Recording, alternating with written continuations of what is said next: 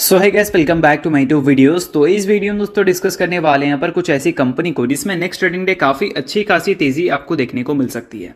अब ये तेज़ी का क्या रीज़न होगा, वो सभी रीज़न को इस वीडियो में डिटेल वे में जानेंगे। बट उससे पहले अगर आप चैनल पर पहली बार आ रहे हैं तो ज़रूर चैनल को सब्सक्राइब करके बेल आइकन प्रेस कर लो, ताकि आने वाली जितनी भी अपडेट्स हैं मार्केट से रिलेटेड उसका नोटिफिकेशन आपको सबसे पहले मिल सके।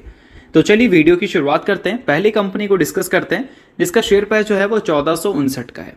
आज के दिन कंपनी के शेयर में आपको 1% से ज़्यादा की तेज़ी देखने को मिल रही है। कंपनी का नाम है इन्फोसिस लिमिटेड। अगर पिछले 6 महीने का रिकॉर्ड इस कंपनी का देखोगे तो कंपनी ने एक डिसेंट रिटर्न दिया है 10%, और अगर पिछले 1 साल का रिकॉर्ड देखेंगे तो ये कंपनी ने नेगेटिव 10% का रिटर्न दिया है। क्योंकि कंपनी जिस सेक्टर से बिलोंग करती है वो सेक्टर काफ़ी ज़्यादा डिपेंड करता है बैंक्स पे।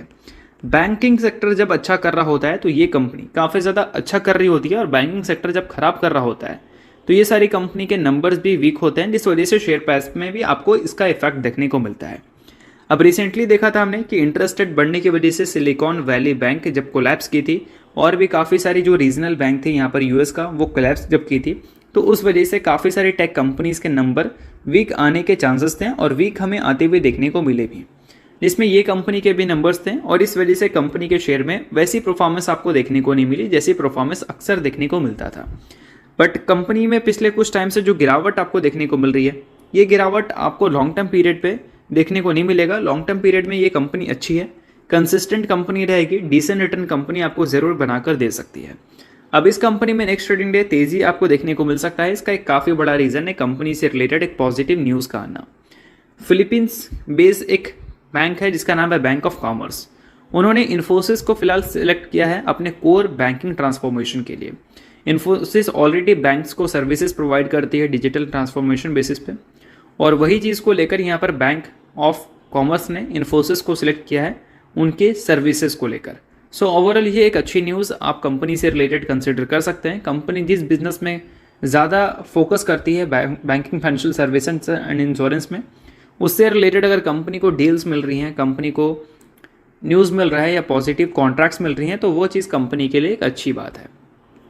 तो चलिए दोस्तों अगली कंपनी डिस्कस करते हैं। अगली कंपनी का नाम है एथर इंडस्ट्रीज लिमिटेड। आज के दिन कंपनी का हाल जो है वो काफ़ी ज़्यादा हमें खराब देखने को मिला। कंपनी का शेयर 8.5% से ज़्यादा आपको डाउन देखने को मिल रहा है। देखा जाए तो कंपनी में गैप डाउन ओपनिंग देखने को मिली थी, बट उसके बाद जो सेलिंग प्रेशर आया, वो सेलिंग प्रेशर के बाद कंपनी में कोई भी रिकवरी वाली सिम्टम्स हमें देखने को मिले ही नहीं। अब इतनी ज़बरदस्त क्रैश कंपनी में क्यों देखने को मिला, इसका एक काफ़ी बड़ा रीज़न है कंपनी से रिलेटेड इंटरनल न्यूज़ का आना। सो देखो दोस्तों, कोई भी कंपनी दो न्यूज़ पे गिरती है, एक इंटरनल और एक्सटर्नल, और ये कंपनी से रिलेटेड जो गिरावट का रीज़न है वो इंटरनली है। सो न्यूज़ यहाँ पर यह है कि एथर इंडस्ट्रीज 8% क्रैश हुई। उसका काफ़ी बड़ा रीज़न है कंपनी का जो सूरत प्लांट है उसमें एक फायर इंसिडेंट देखने को मिली है, एक्सीडेंट देखने को मिली है, जिस वजह से 25 लोग यहाँ पर घायल हो चुके हैं। और ये न्यूज़ जो है वो आपको आज मॉर्निंग में आता हुआ दिखा था, और ड्यूरिंग द मार्केट ये न्यूज़ पब्लिश हुआ, जिस वजह से कंपनी का शेयर पूरी तरह से क्रैश होता हुआ नजर आया। सो डेफिनेटली एक तरह से देखा जाए तो ये न्यूज़ काफ़ी बड़ी नेगेटिव है, क्योंकि जब दीपक नाइट्रेट में ये न्यूज़ आई थी तो दीपक नाइट्रेट में काफ़ी ज़्यादा प्रॉब्लम्स हुआ था, कंपनी के शेयर में क्रैश तो आई थी, बट उसके बाद कंपनी के नंबर में भी उसका इफेक्ट पड़ा था, जिस वजह से जो तेज़ी कंपनी में दिखती थी वो तेज़ी दिखना बंद हो गया। अब नंबर में इफेक्ट कैसे पड़ता है वो भी मैं आपको बता देता हूँ। तो देखो, एथर इंडस्ट्रीज एक केमिकल सेक्टर से बिलोंग करने वाली कंपनी है। केमिकल प्लांट में जब भी फायर एक्सप्लोजन देखने को मिलता है तो वहाँ पर उस चीज़ को अगर आप बुझा लेते हो, यानी कि आग को काबू कर लेते हो, तो आप ऐसा नहीं कर सकते कि वहाँ पर नेक्स्ट डे से प्रोडक्शन शुरू कर दें। वहाँ पर आपको सेफ्टी गाइडेंस को पूरी तरह से फॉलो करना पड़ता है।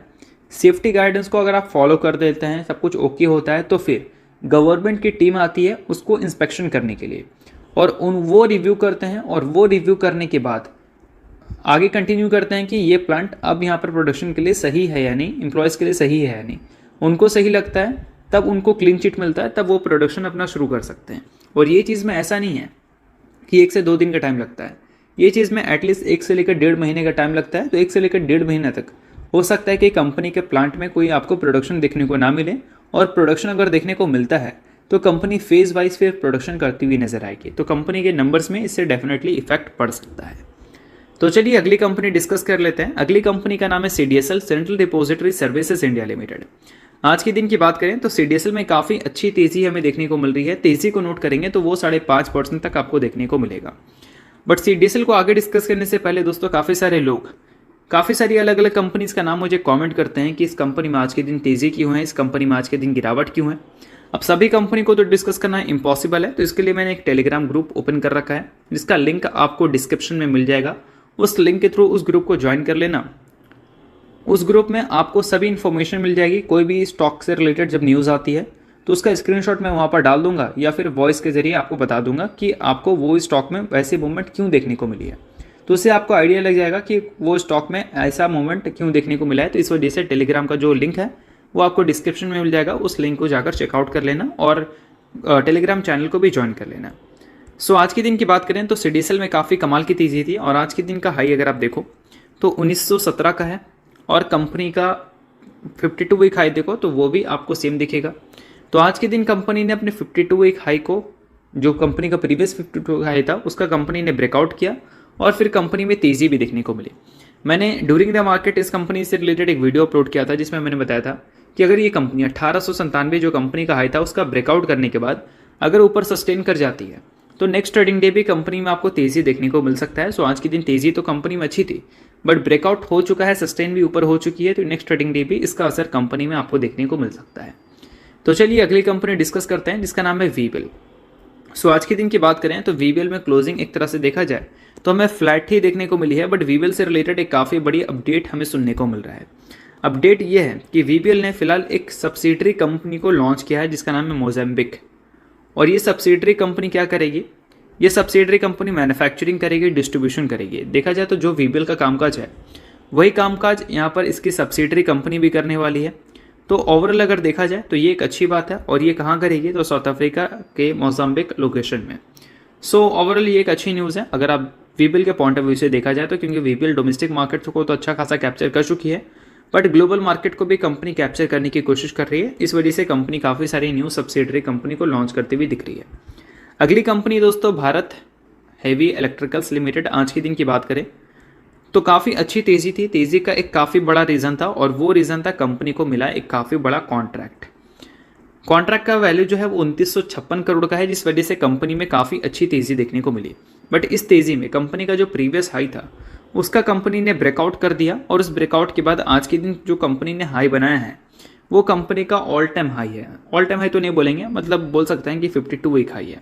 166 कंपनी का आज के दिन का हाई था, 52 वीक हाई भी देखोगे तो वो भी 166 है। तो जब कंपनी का प्रीवियस हाई ब्रेकआउट होता है और उसके बाद कंपनी ऊपर ही क्लोज हो जाती है, तो फिर कंपनी में आपको अच्छी तेज़ी देखने को मिल सकती है नेक्स्ट ट्रेडिंग डे, और वही चीज़ आपको भेल के साथ भी देखने को मिलेगा। सो अगर आप इस कंपनी के इन्वेस्टर हैं तो डेफिनेटली आपके लिए अच्छी बात है कि नेक्स्ट ट्रेडिंग डे भी कंपनी में तेज़ी आएगी। साथ में यहाँ पर कंपनी से रिलेटेड जो न्यूज़ है उस न्यूज़ की वजह से कंपनी के बिजनेस को भी अच्छा खासा मुनाफा होगा। तो चलिए दोस्तों, ये वीडियो यहाँ तक था। होप करता हूँ वीडियो आपको अच्छा लगा होगा। लाइक कीजिए, पहली बार सब्सक्राइब कीजिए। वीडियो देखने के लिए बहुत बहुत शुक्रिया।